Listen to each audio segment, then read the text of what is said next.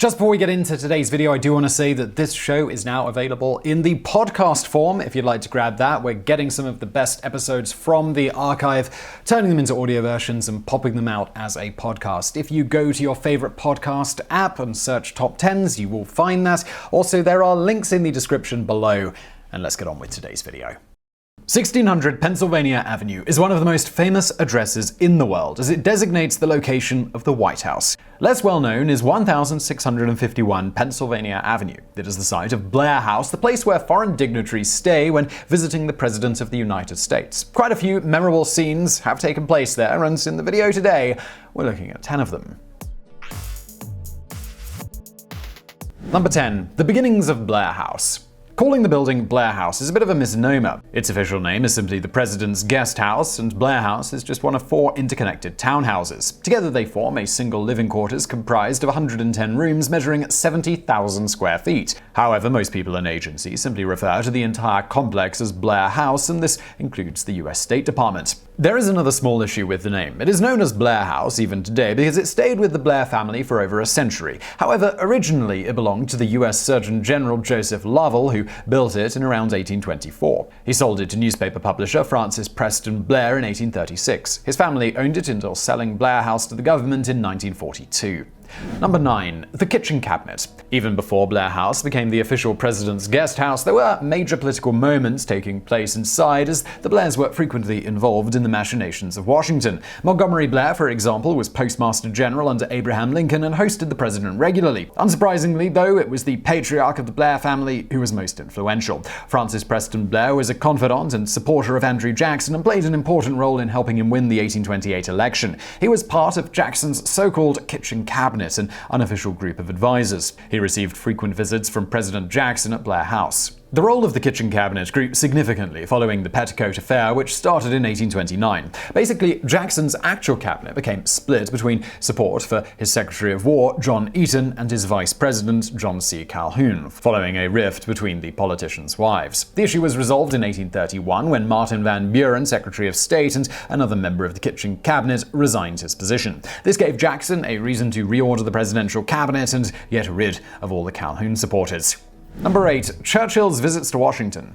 At the beginning of 1942, the State Department began leasing Blair House in order to accommodate foreign dignitaries. By the end of the same year, President Franklin Roosevelt persuaded the government to allow $150,000 in spending in order to purchase the townhouse outright and turn it into the presidential guest house. Officially, this was done in order to deal with overcrowding at the White House. Up until that point, it was customary for the president's guests to spend their first night at the White House and then relocate to a hotel or embassy for the rest of their stay. However, during World War II, there were numerous politicians, diplomats, advisors, heads of state, and generals prowling the halls of the White House, and extra accommodation was necessary. Chief among them was Winston Churchill, who made frequent visits to the White House at this time. He exhibited a sense of familiarity which may have irked Eleanor Roosevelt a bit. He had a habit of wandering the corridors at odd hours, dressed in a nightgown. Unofficially, Eleanor is the one who convinced her husband that a guest house was needed. According to Franklin Roosevelt Jr., he recalls one morning when his mother ran into Churchill at 3 a.m., cigar in hand. The Prime Minister was headed towards FDR's bedroom to wake him up for a conversation. Mrs. Roosevelt persuaded him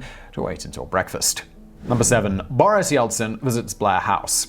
Considering the high profiles of the diplomats who usually stay at Blair House, the Secret Service is there to ensure the safety of the guests. However, despite strict protocols in place, some dignitaries still prefer to do their own thing. In 1995, for example, the Secret Service was twice outmaneuvered by a drunk, naked Boris Yeltsin. The Russian president was staying at Blair House during a visit to Bill Clinton. As he was known to do, Yeltsin enjoyed a few alcoholic beverages. In the middle of the night, he snuck out of the house, dressed only in his underwear. Secret Service agents went looking for him and found the nude president walking down Pennsylvania Avenue trying to hail a cab. As he later explained, Yeltsin got hungry and he went out looking for pizza. The very next night, the Russian president managed to elude a security detail yet again. This time, the end result was a bit more serious and could have caused an international incident. Somehow, Yeltsin had ended up in the basement of Blair House. A building guard spotted him and mistook him for a drunken intruder. He wanted to take him down, but Secret Service agents arrived in time to prevent the president from getting tackled. Number 6. Is Blair House haunted? Many people believe that the White House is haunted by the ghost of Abraham Lincoln. He usually sticks to the Lincoln bedroom, which the president used as his office in his lifetime. Multiple persons, including other presidents and their wives, claim to have felt his presence in there. Others say they looked through the window of the bedroom and saw Lincoln either sitting in bed or sitting at the edge of his bed, putting his boots on. The 28th President of the United States is quite a busy apparition. Some say that he also haunts the Woodrow Wilson house, which would make more sense since he actually died in there. Again, people have reported sightings of the president lounging in a rocking chair. Number 5. A wedding at Blair House. With all the different kinds of events that took place at Blair House, it is only fitting that the site was also the location of a wedding. William T. Sherman was one of the most renowned generals of the Union Army during the American Civil War. He earned both recognition for his military command as well as scorn for the eagerness of his scorched earth policy against Confederate states. General Sherman tied the knot with Eleanor Boyle Ewing in 1850, and the two had their wedding ceremony at Blair House. President Zachary Taylor was in attendance along with other prominent politicians. Ellen was Sherman's foster sister. Her father, Thomas Ewing, first Secretary of the Interior, took in William when he was 9 years old after his own father had unexpectedly died. Number 4. Obama got turned away. Beside functioning as a presidential guest house, it is also tradition for presidents-elect to spend their days leading up to their inauguration at Blair House. This did not work out so well for Barack Obama, who wanted to move into Blair House early prior to his 2009 inauguration. Presidents-elect typically only stay in the townhouse for a short while before Inauguration Day on January the 20th. However, Obama wanted his girls to start school in Washington soon after the Christmas holiday. He made a request to the Bush administration to relocate to Blair House at the start of January. His request was denied. The official response said that it was unavailable. Media outlets reported that it was already booked for Australian Prime Minister John Howard to move into Blair House on January the 12th. In the end, Barack Obama went to the nearby Hay Adams Hotel and then transferred to Blair House on January the 15th. Number 3. Historically significant. In 1935, the United States Congress enacted the Historic Sites Act. Its main goal was to organize all the parks and monuments that fell under the purview of the National Park Service. However, it also made it the duty of the government to preserve any sites, buildings, and objects that held some kind of significant historical value. In 1937, an advisory board deemed Blair House to be nationally significant, although it stopped short of declaring it a National Historic Site. This designation did not come easy. In fact, during the prior decades, owner Gist Blair had to fight hard to prevent the government from razing his beloved home. In 1916, a federal Public Buildings Commission wanted to level the buildings around Lafayette Square to free up terrain for government use. Their initiative was put on hold due to World War I, but it was revived in the 1920s. During the early 1930s, Gist became friends with President Franklin D. Roosevelt and even had him for dinner at Blair House. The president was interested in developing some kind of plan to maintain historic sources throughout the country, which eventually turned into the aforementioned Historic Sites Act. Blair made his way to the advisory board in 1939 and used his home as the prototype for the first official markers for recognized historic buildings. Number 2. General Lee at Blair House.